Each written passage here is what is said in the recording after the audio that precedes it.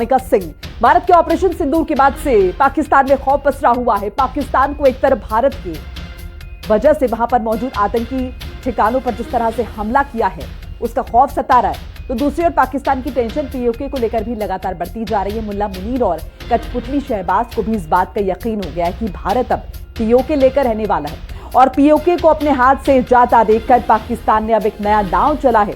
दरअसल हिंदुस्तान दो टूक कह चुका है कि पाकिस्तान से अगर बात होगी तो अब सिर्फ पीओके पर होगी, जिसके बाद अब पाकिस्तान ने इस मसले में चीन की एंट्री कराने की कोशिश की है।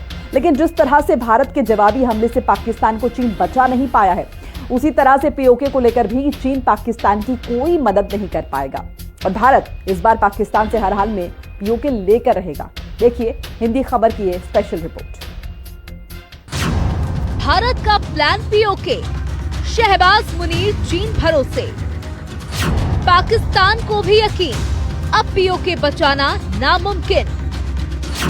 पीओके पर चीनी चाल, फिर परास्त होगा पाकिस्तान।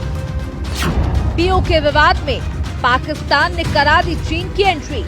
भारत पीओके लेगा, पाकिस्तान चीन देखता रह जाएगा। अगर पाकिस्तान से बात होगी तो पाक ऑक्युपाइड कश्मीर पीओके उस पर ही होगी। पाक ऑक्युपाइड कश्मीर जाने दे, वो कभी नहीं हुई। भाइयों, पीओके हमारा था, पीओके हमारा है, पीओके हमारा रहेगा। पहलगाम आतंकी हमले के बाद भारत जिस तरह से आतंकवाद के खिलाफ अटैकिंग मोड में है, जिस तरह भारत ऑपरेशन सिंदूर के जरिए आतंक का सफाया करने में जुटा है और पाकिस्तान को कड़ा संदेश दे रहा है कि अब आतंकियों को सौंपने और पीओके खाली करने पर ही बात होगी, इससे मुल्ला मुनीर की पतलून गीली हो गई है। पहलगाम आतंकी हमले से ठीक 5 दिन पहले कश्मीर को जुगलर वेन बताने वाले पाकिस्तान के आर्मी चीफ आसिम मुनीर को अब इस बात का डर सताने लगा है कि भारत कहीं उससे पीओके भी न छीन ले। इसी खौफ में मुनीर और शहबाज चीन की चौखट पर पहुंचकर पीओके बचाने के लिए नाक रगड़ने लगे हैं और पीओके विवाद में किसी भी तरह से चीन की एंट्री कराना चाहते हैं। पीओके हाथ से जाता देख डरा पाकिस्तान। पीओके पर पाकिस्तान ने चीन का नाम लिया। पाकिस्तान ने कहा पीओके विवाद में चीन भी एक पक्ष। दरअसल स्काई न्यूज को दिए गए इंटरव्यू में Pakistan inter services public relations के महानिदेशक अहमद शरीफ चौधरी ने कहा कि कश्मीर कंट्रोवर्सी में चीन भी एक पक्ष है। ये पहली बार है जब पूरे विवाद में पाकिस्तान की तरफ से चीन का सहारा लिया गया है और सवाल ये भी उठ रहा है कि चौधरी ने ये बयान आखिर दिया क्यों। तो इसके पीछे बदलते हालात में भारत का पीओके को लेकर ज्यादा हमलावर होना बताया जा रहा है। पहलगाम आतंकी हमले के बाद जो तनाव की स्थिति बनी है, उसके बाद से ही भारत पाकिस्तान से पाक अधिकृत कश्मीर को तुरंत खाली करने की मांग की जा रही है। ऑपरेशन सिंदूर की सफलता के बाद प्रधानमंत्री नरेंद्र मोदी ने स्पष्ट लहजे में कहा कि बात सिर्फ पीओके पर होगी और आतंकियों को सौंपने पर होगी। अगर पाकिस्तान से बात होगी तो टेररिज्म पर ही होगी। अगर पाकिस्तान से बात होगी तो पाक ऑक्युपाइड कश्मीर पीओके उस पर ही होगी। भारत और पाकिस्तान के बीच तनाव जब भी होता है तो पीओके का नाम जरूर आता है। पीओके जम्मू कश्मीर का वो 78,000 किलोमीटर का इलाका है जिस पर पाकिस्तान ने धोखे से कब्जा कर रखा है और पाकिस्तान इसे आजाद कश्मीर बताता है। लेकिन सच तो ये है कि आजाद कश्मीर नहीं बल्कि पाकिस्तान अधिकृत कश्मीर है, जिसे हम पीओके कहते हैं और सारी दुनिया पीओके की हकीकत को जानती है। रणनीतिक लिहाज से पीओके काफी अहम है क्योंकि इसकी सीमा कई देशों से लगती है। पश्चिम में पीओके की सीमा पाकिस्तान के पंजाब प्रांत और खैबर पख्तूनख्वा से लगती है। उत्तर पश्चिम में अफगानिस्तान के क्वारिडोर, उत्तर में चीन और पूर्व में भारत के जम्मू कश्मीर से सीमा जुड़ी हुई है। वहाँ की जनता अपने ही हक के लिए रोज सड़कों पर भटकती रहती है। पीओके के लोग भले ही परेशान हों, उस पल को कोस रहे हों जब उनके सपनों पर पाकिस्तान ने चोरी से कब्जा कर लिया। जम्मू कश्मीर का हल निकालने के लिए मोदी सरकार ने अनुच्छेद 370 को हटाकर पहला बड़ा कदम रखा। फिर कश्मीर में विकास को बहाल कर दूसरा और चुनाव करवाकर तीसरा कदम भी पूरा किया। अब बस जम्मू कश्मीर के समाधान का आखिरी चरण बाकी है, जिसमें पीओके का दोबारा भारत में मिलना बाकी है। और जिस तरह से ऑपरेशन सिंदूर के बाद भारत में पीओके खाली करने को लेकर पाकिस्तान पर दबाव बनाना शुरू कर दिया गया है।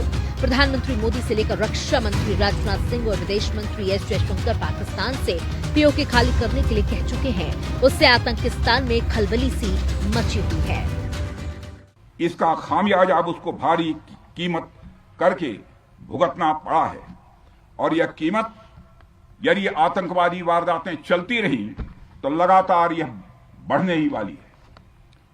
हमारे प्रधानमंत्री श्री नरेंद्र मोदी जी ने दो टूक शब्दों में आतंकवाद के खिलाफ भारत की नीति को रीडिफाइन कर दिया है, इसे परिभाषित कर दिया है, जो यह कहती है कि हिंदुस्तान की सरजमी पर किया गया कोई भी आतंकी हमला एक एक्ट ऑफ वार माना जाएगा।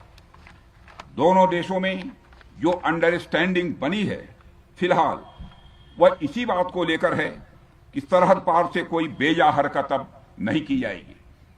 अगर की गई तो बात निकलेगी तो बहुत दूर तक जाएगी। साथ ही हमारे प्रधानमंत्री ने यह भी साफ कर दिया है, आतंक और बातचीत कदापि एक साथ नहीं चलेंगे और अगर बात होगी तो आतंकवाद पर होगी और पाक ऑक्युपाइड कश्मीर पर ही होगी। पाकिस्तान पर पहली बार पीओके खाली करने का इस तरीके का दबाव भारत की ओर से दिया जा रहा है।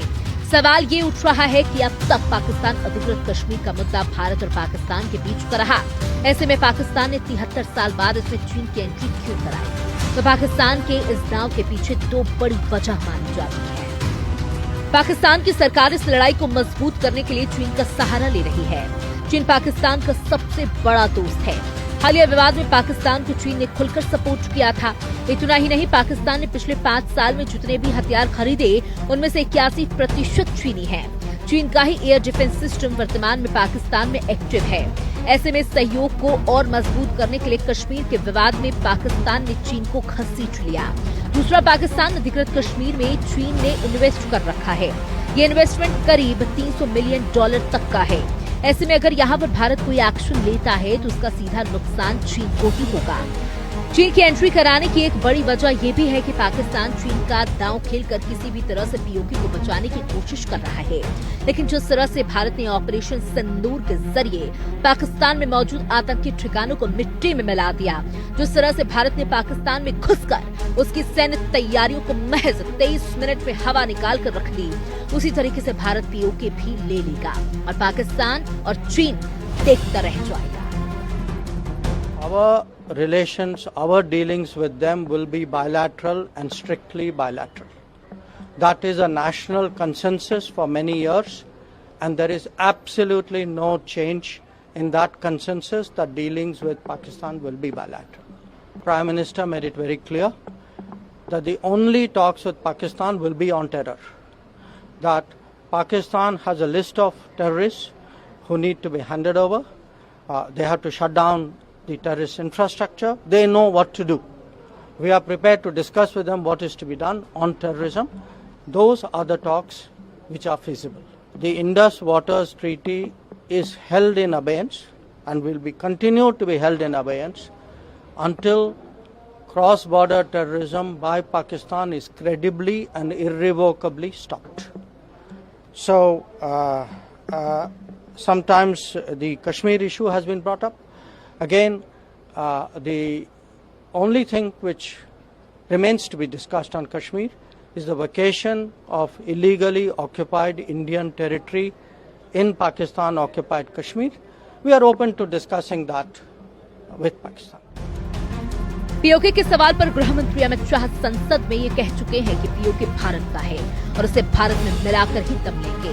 कश्मीर को लेकर इसी नीति के तहत मोदी सरकार के मंत्री देश से विदेश तक बयान देते हैं, वो चाहे जयशंकर हो या फिर गृह मंत्री। उनके लिए पीओके का मतलब वो अधूरा काम है जिसे हर हाल में पूरा किया जाना अभी बाकी है। एक्सपर्ट्स का मानना है कि पीओके को हासिल करने के लिए भारत को कई रणनीति पर काम करना होगा।